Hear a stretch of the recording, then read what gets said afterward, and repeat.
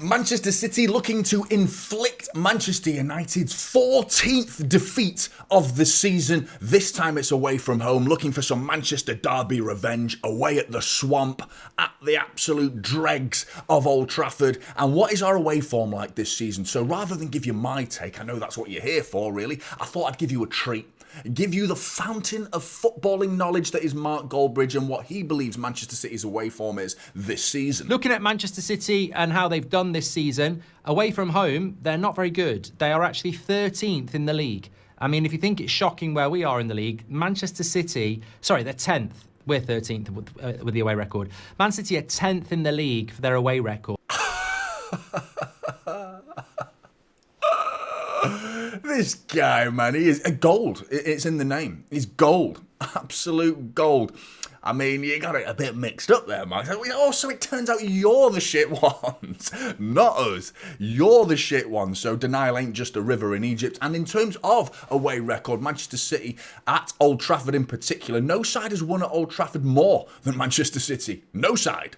You know, that's our hunting ground. That's our second favourite ground to go to, I'm afraid. Actually, probably Wembley, in all honesty. The Etihad of the South, let's call it. But in terms of Old Trafford, we like to turn up to Old Trafford. In fact, the only side that we've got a better away record with Pep Guardiola at the helm is Arsenal. So you can eat shit as well, Arsenal fans, if you're tuning in, no doubt. But, I mean, what are we going to do with this side? I mean, I think there's some interesting questions for Manchester City fans to answer. Should Jack Grealish start? For me, it's a really interesting one, and I wanted to show you his interview as well, following the Leicester performance where he scored a goal for the first time in, 16 months? Unbelievable for Jack Grealish. But the heartwarming emotion that he showed following that game for his personal circumstances, and the only reason I'm showing you this is in case you haven't seen it, and a real eye-opener to City fans that these guys are human beings, do you know what I mean? And while we're laughing and jesting about off-the-field banter and things like that, there's a real human touch to Jack Grealish, and I absolutely adore the guy for that very reason. I deserve to play tonight, and I was just happier. Yeah, it was a nice day because my little brother passed away 25 years ago today, so it's, this day is always like, I don't know, it's hard in the family, but I was happy to score. So my mum and dad were here. I think this day is always, like I said, difficult in the family, so to score and to win was brilliant. He's proper, isn't he? He's a proper person. None of this robotic football interview from Jack Grealish. You love the authenticity of Jack Grealish, don't you? I mean, question though, outside of the fact that he played very well against Leicester, deserved the goal, the emotion that came with that game for his personal reason is fantastic to see that he got a goal on that particular day. Great news for him. Should he be playing in a Manchester derby though, following the performance against Leicester? Does it warrant a starting 11 position for Jack Grealish?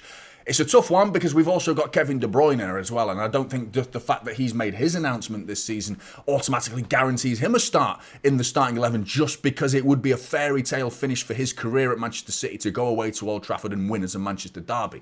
But Kevin De Bruyne this season has definitely had a little bit more output than Jack Grealish. I'd say a little bit, probably a lot more in all honesty.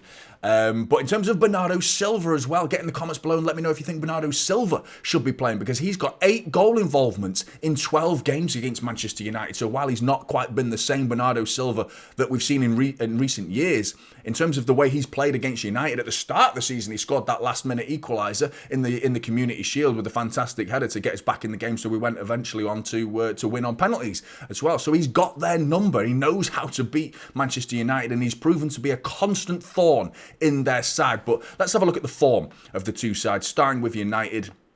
Prior to the Forest result, they hadn't lost a game in 5 games, so it was reasonable. That's not terrible. It's not terrible form. I wouldn't say they've turned a corner, but there's definitely been recent improvements in this United side for me, and I've seen it. I actually thought they played okay against Forest, even though they lost. So we're going to have our work cut out for us, in all honesty, as much as we want to take the piss out of them and give them absolutely no credit for anything whatsoever. taking my biased hat off, they've been doing all right lately. They've been doing okay, showing signs. I think they're more interested in how they play at the minute than the results they actually get as a set of fans in particular. Looking forward to next season, they will be. In the performances rather than the results. But it's a Manchester derby where results is all that matters in the end, because I felt like we were the better side at the Etihad, and we come away with an absolute disgraceful 2-1 loss where we absolutely capitulated in the final moments of the game. So we need to... Revenge is required in this situation to rectify that situation. Have a look at City's form. There's a lot more green nowadays. In fact, there's only one loss on there. It's the same loss that United suffered against Forest. So both sides have lost one game in the most recent 6 fixtures, and they were both against Forest, which is annoying because Nottingham Forest, we've got to face them again in the FA Cup, of course. But I mean, there's a definite corner has been turned for City. For me, a more positive one. We've still got little glimpses of poor form within games for me, but over the course of the last 6 games, there's been a noticeable improvement for me. Certain individuals have upped their game a little bit. I still have problems with players like Phil Foden, but I think Marmoush obviously scored that goal at the weekend, or the other night, against Leicester. I thought Jack Grealish as well. I thought Bernardo Silva's been playing okay in the last couple of games. I thought he played really well against Bournemouth. I think Gundogan has turned a little bit of a corner as well. I think he's been playing all right as well. So it's both sides have improved slightly improved going into this game. So it's going to be an interesting game to see what's what. Let's have a look at the missing players and who's out for both sides, starting with United. Martinez, Evans, Heaven, Amad Diallo, who scored the goals against City in the previous fixture. So good to see him not starting this game.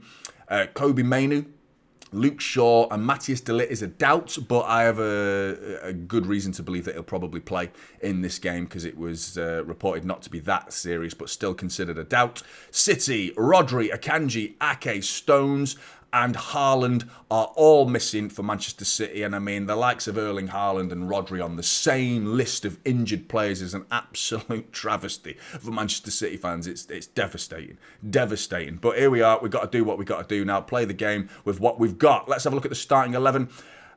Starting with United, I think we're going to see the same formation that you're going to see every game with Ruben Amorim. Who I saw, by the way. He was at my lad's game the other day. He was there getting photos taken. I was there going, fucking wanky, like that. But yeah, he was. His lad was at the same footballing match that my lad was at as well. Anyway, a totally irrelevant anecdote for you there. But anyway, Mazraoui, I think he will be playing in the back 3 with De Ligt in the middle. And I think we'll see. Actually, we've seen Mazraoui that side, haven't we? And Lenny Yoro playing on the right. Of the back 3, and I think Mazraoui has been probably United's best signing of recent years, I would say, to be honest. It reminds me of the Akanji signing, not breaking the bank to get him, and he's just done a good job. He's done a reasonably good job once he's been in there, so I think he's been a good signing for United. Still lots of question marks over the likes of De Ligt and Lenny Yoro, with plenty to prove for those two. Right wing back, Diogo Dalot. And left wing back, I think you're going to see the new acquisition of Patrick Dorgu, who I'm yet to make my mind up about. Shows little moments of quality, but a little bit of rawness to his game as well. In the middle is where it gets interesting for United. Casemiro, the ageing Casemiro, but bags of experience and bags of age. Ugarte alongside him as well, who isn't everyone's favourite at United, but I think he looks all right.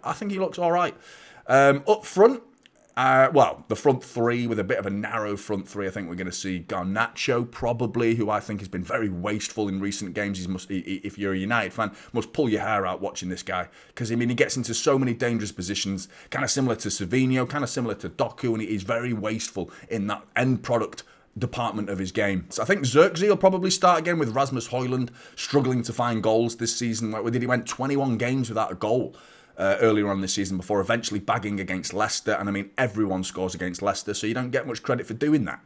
Fernandes will probably be the other player alongside him, which will be the 11 for Manchester United. That's my predicted starting 11. Let's have a look at City.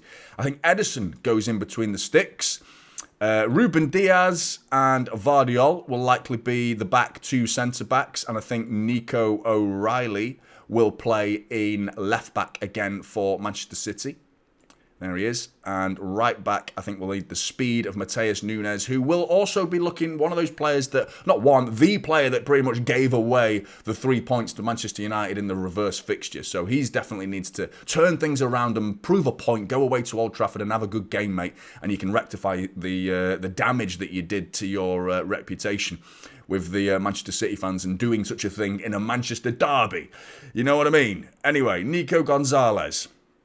What we're going to do in the middle is interesting because I have a feeling Pep wants to play Bernardo Silva in this game. And if that's the case, this is how I would like to see Bernardo Silva played. I do think Kevin De Bruyne will play after the announcement the other day. And I think that's how I would play Bernardo Silva, who's going to have to drop in and out of that 8 position and 6 position alongside Nico Gonzalez, but pushing up when we get the ball alongside Kevin De Bruyne.